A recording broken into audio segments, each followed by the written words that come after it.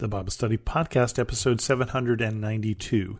Today, the Bible Study Podcast completes the book of Zechariah with chapter 14.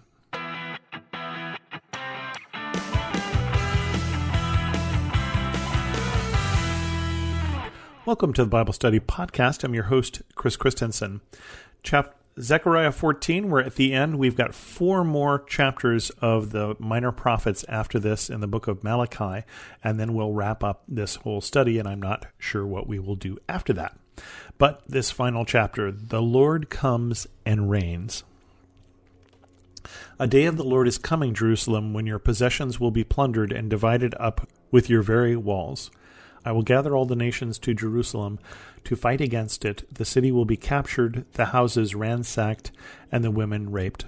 Half the city will go into exile, but the rest of the people will not be taken from the city. Then the Lord will go out and fight against those nations as he fights on a day of battle.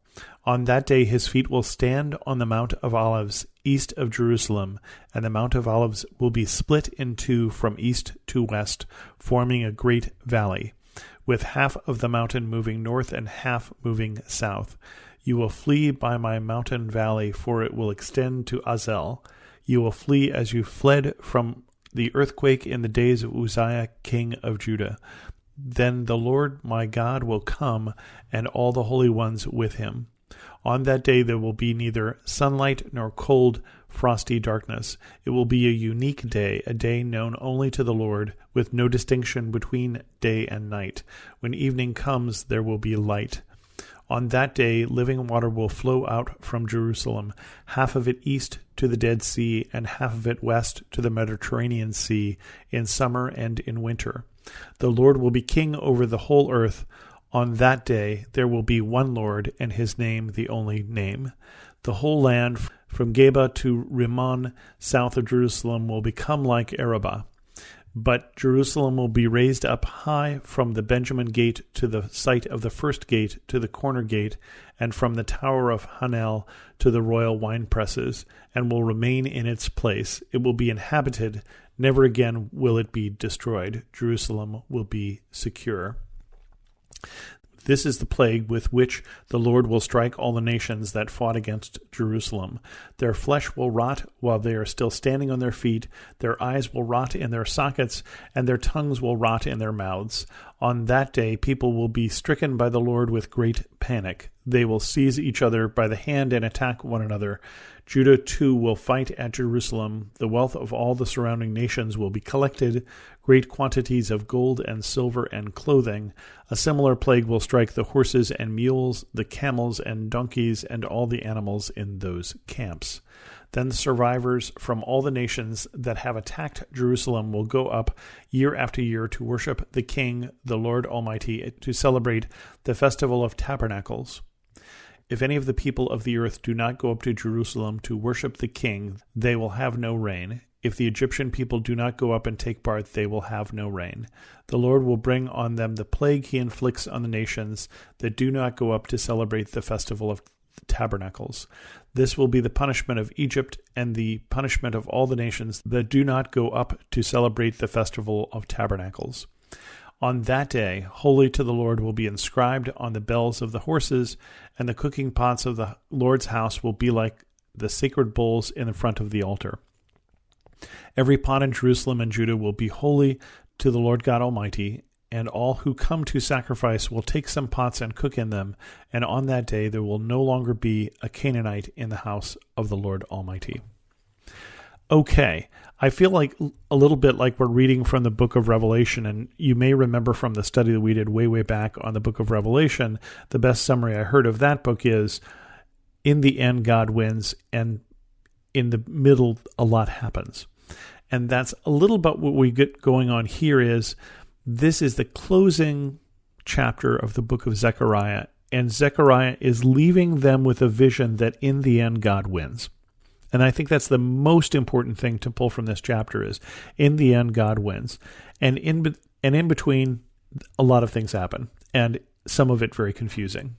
But again, a day of the Lord is coming when your possessions will be plundered and divided up within your very walls. Well, that day has come, Jerusalem has been plundered. In fact, Jerusalem has been plundered multiple times since the time of Zechariah. But I certainly think of the plundering of the Romans, which happens a couple hundred years after the time of Zechariah. There's also the coming of Alexander the Great and his army and the revolt of the Maccabees and all of that stuff that will happen. There's a lot of things that are going to go on. So when we talk about a day is coming when Jerusalem will be plundered, we have to get a little more specific in terms of which time we're talking about, or whether we're still looking forward to another day. And then it starts to sound like, okay, maybe we are looking forward to a day still to come when we start talking about all the nations will be gathered against Jerusalem, and that God is going to send out this plague where people are going to basically rot, which is God is going to send, all the people are going to be fighting against Jerusalem, and half the people are going into exile, and then God is going to split the Mount of Olives and turn it into a valley, carving it in half and making a way out for his people. That, to the best of my knowledge, has not happened yet. I've been on the Mount of Olives, and it wasn't split in half yet. And so, we're looking probably forward to a day. And again, are we talking metaphorically, or are we talking physically, that there's going to be an earthquake and the Mount of Olives will split? Or is it just saying that God is going to provide a way out for his people in Jerusalem, or God's people in general? I can't tell you. Difficult to say, but in the end, God's going to win, and in the middle, a lot's going to happen, and it's going to be confusing. And then on that day, and again, I think we're looking for the day of the Lord. We're looking forward to a day from our point of view where it's a unique day and night, confusing. It's dark in the daytime, it's light in the nighttime, all sorts of crazy things going on.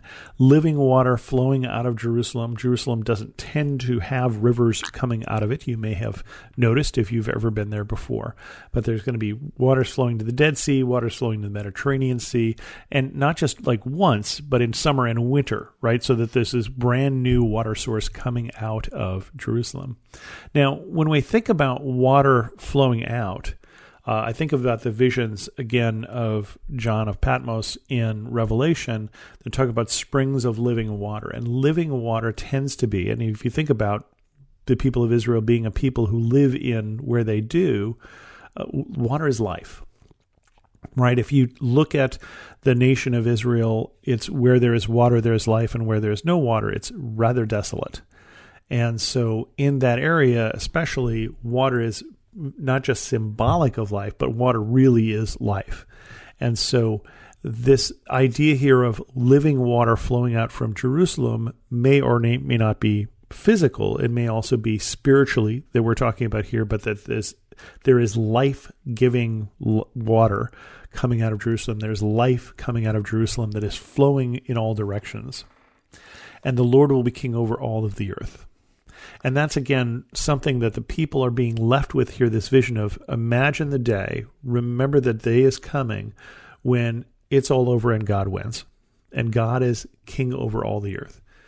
And all of those people you have feared, all the Egyptians and the Canaanites and such, will be struck down. This terrible plague here that's going to rot people while they're standing.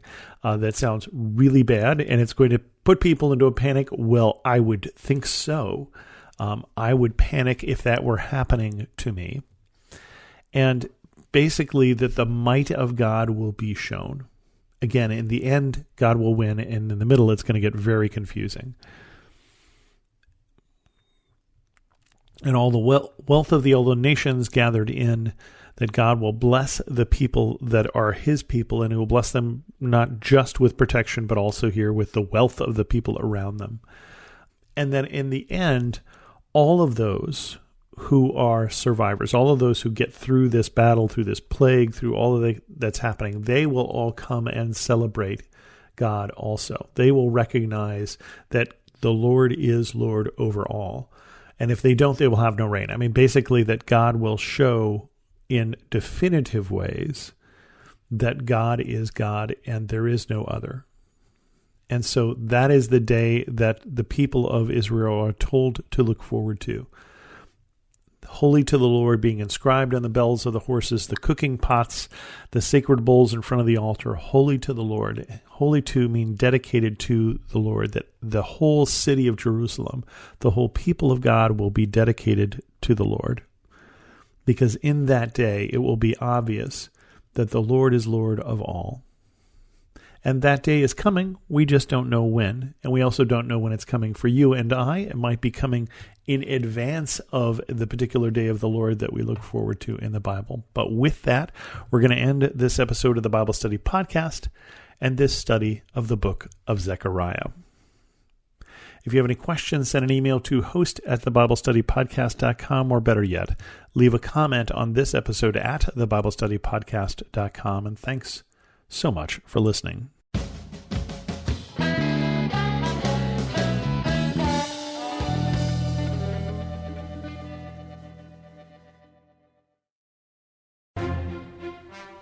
Once in a generation, a podcast comes along with the power and eloquence to inspire us all.